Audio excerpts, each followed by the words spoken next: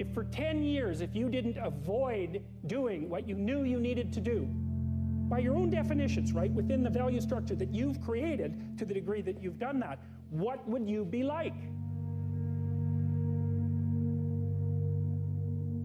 Well, you know, there are remarkable people who come into the world from time to time, and there are people who do find out over decades-long periods what they could be like if they were who they were.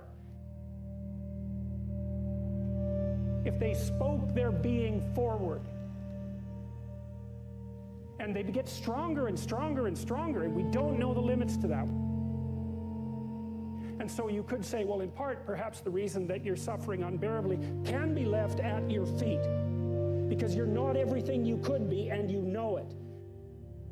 And of course, that's a terrible thing to admit, and it's a terrible thing to consider, but there's real promise in it. Perhaps there's another way that you could look at the world, and another way that you could act in the world, so what it would reflect back to you would be much better than what it reflects back to you now. There's going to be terrible darkness in your life, and it's going to make you cynical and bitter, and it could easily be that you're just not looking at it enough, because if you looked at it enough, and you didn't shy away, and you brought everything you had to bear on it, you'd find that there was more to you than there was to the horror. There's reasons to be resentful about your existence. Everyone you know is going to die. You know, you too. And there's going to be a fair bit of pain along the way, and lots of it's going to be unfair. It's like, yeah, no wonder you're resentful. You make everything you're complaining about infinitely worse. There's this idea that hell is a bottomless pit, and that's because you could figure out a way to make it a lot worse. So you think, well, what do you do about that? Well, you accept it. That's what life is like. It's suffering. Life is suffering. Who wants to admit that? Well, so what do you do in the face of that suffering? Try to reduce it. Start with yourself. What good are you? Transcend your suffering. See if you can be some kind of hero. Make the suffering in the world less. That's the way forward. That's better. Don't be a damn victim. Of course you're a victim. Put yourself together. And you find out, well, that kind of relieved a little bit of suffering.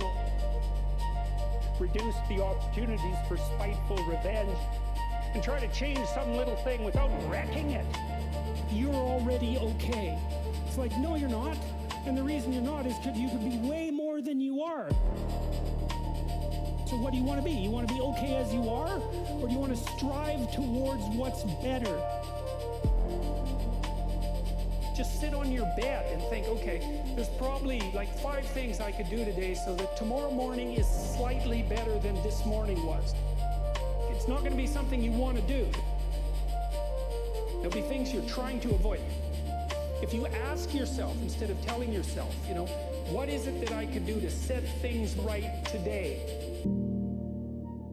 You put the world together a little more when you do that, and that spreads out.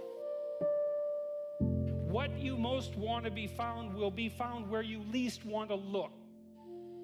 If you're willing to turn around and to stand up, stand up straight and face the darkness like fully, what you discover at the darkest part is the brightest light.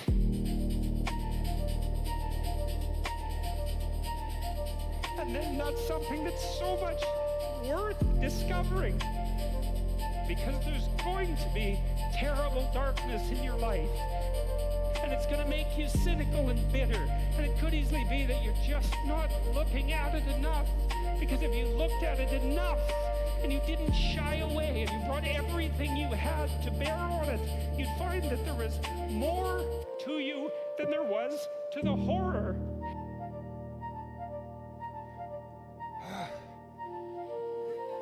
Anyways,